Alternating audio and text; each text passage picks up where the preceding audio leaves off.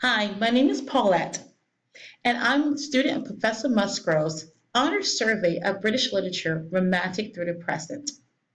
The Cry of the Children, Elizabeth Browning's protest of child labor during the Victorian era. I chose this poem because fighting social injustice is very important to me, especially as it relates to children, and it was also important to Elizabeth Browning as well. My research question: how does the use of formal literary devices explain social class structures surrounding child labor? My research involves several different forms of analysis. The first part of the research presents a thematic analysis of the poetic devices Browning uses to convey her message to the elites in the text regarding class conflict and economic power. The second part of my research is a comparative critical theory analysis and application of formalism as it applies to the poem.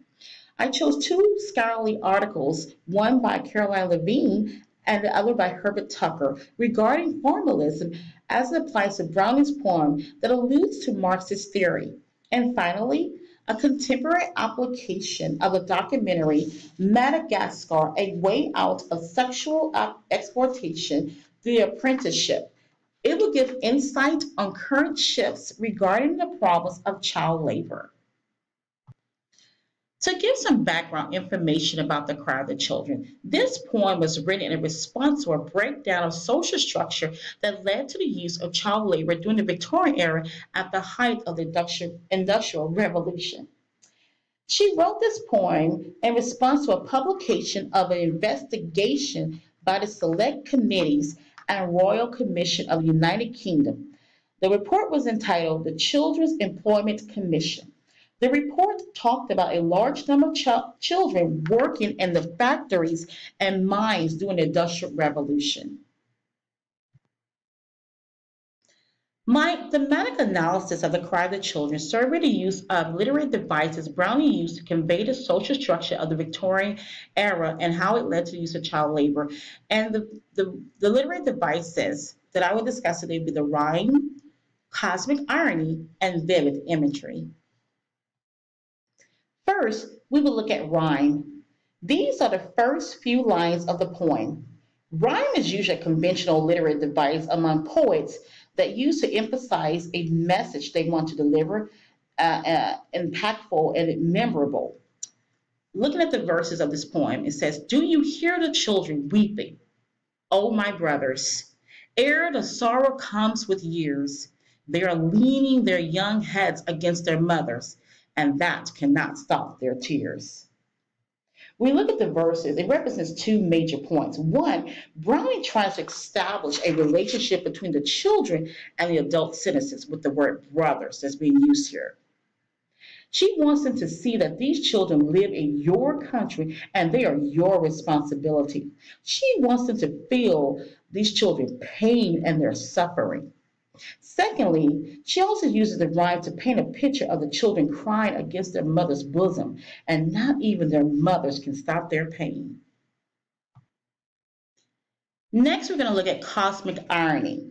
Cosmic irony is the ideal that fate, destiny, or a god controls and toys with the human hopes and expectations. And let's take a closer look at the poem. "But no," say the children, weeping faster, "he is speechless as a stone, and they tell us of his image is the master who commands us to work on. Go to," say the children, "up in heaven. Dark wheel-like turning clouds are all we find. Do not mock us. Grief has made us unbelieving. We look up for God, but tears have made us blind." If you look at the poem a little closer, you'll see the word he is speeches, representing God. His image, representing God again. Who commands us to work, to work on. It says heaven, another representation of God. And the last part of the stanza says, we look up for God, but our tears have made us blind. You can see these stanzas paint the frustration the children not only have towards their situation, but to God equally. Their expectations of being rescued by God is demolished when they do not have their prayers answered. They fear dependence on Him for salvation would never come. These children have lost all hope. And Browning is using cosmic irony. It helps us visualize these children tearfully calling out to God, the supreme being. His inability or his refusal to rescue them is just heartbreaking and downright brutal. Imagery. Imagery or figurative language, as it's mostly referred to, not only gives you a mental depictions, but applies to your emotions, appeals to your emotions as well. It can apply to any part of the poem to evoke an emotional response from the reader. Let's look at the verses. Our blood splashes upward, our, oh, our tyrants, and your purple shows your path. But the child's sob cursed deeper in the silence than the strong man in his wrath. We see the word blood splashes upward. Brown is referring to the commission report that talks about children who were dying in these factories and the mines. She refers to those who were capitalizing off the backs of these child laborers as tyrants. The purple in the second line, and your purple shows your path. The purple usually refers to royalty, power, the benefits of using children and capitalizing off of their backs. My critical theory comparison came from two scholarly sources. First, by Caroline Levine, and it's entitled A Strategic Formalism Toward a New Method in Cultural Studies. The other one is by Herbert Tucker, Tactical Formalism, a Response to Caroline Levine. I was very fortunate to find two scholars whose research directly related to my point. These two scholars believe in the application of formalist theory in regards to the cry of the children. Formalism, basically, as the name implies, is an interpretive approach that emphasizes literary form and the study of literary devices within the text.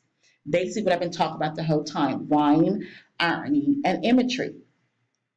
Caroline Levine wrote her article in the summer of 2006, and Herbert Tucker directly wrote his response to Levine because he disagreed with her tactics, and a few months later in 2006. My critical theory comparison analysis.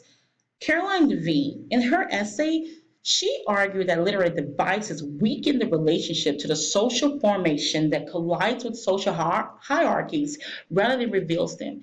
Instead of only exposing the social relationships, literary forms can bring relationships into existence. Herbert Tucker disagreed with her.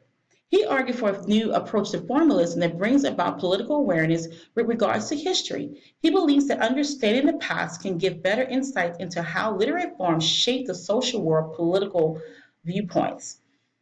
Whereas Tucker believes in how the formalism relates to, in the text kind of relates to the social political viewpoints. Levine looks at how it reforms relationships, how it brings about the relationships in the text, not looking at the social world in a political sense.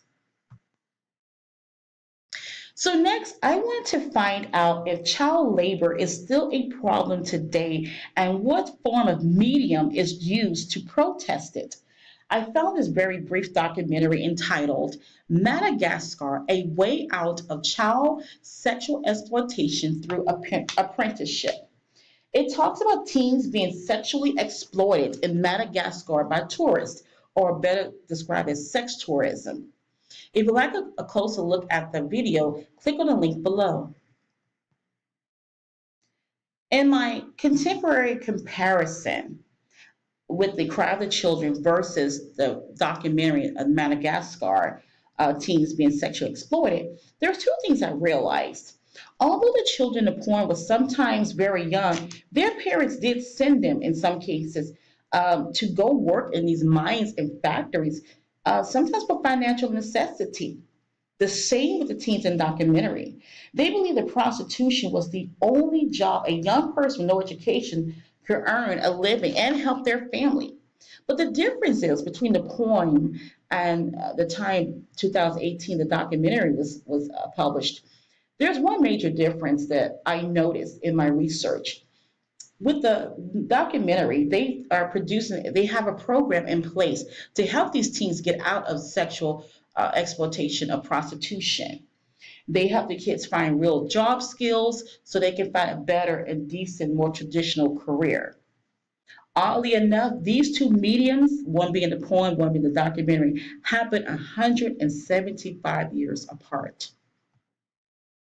So after looking at both the poem and the documentary, I decided to find out which critical theory related better to my research, either Levine or Tucker. And I chose Levine because after exploring Levine's strategic formalism towards a new method in current studies, her theory does hold true that literary devices that Browning adopted to transform the meaning of the text to reveal the social and political conflicts. These are the foundations of the Marxist theory. And finally, after thematic analysis, critical theory comparative analysis, and applying in contemporary application as it applies to the cry of the children, Browning's poem cultivates the ideology of Marxism through strategic formalism. And the subject of child labor is still a taboo topic of discussion 175 years later. Thank you for listening.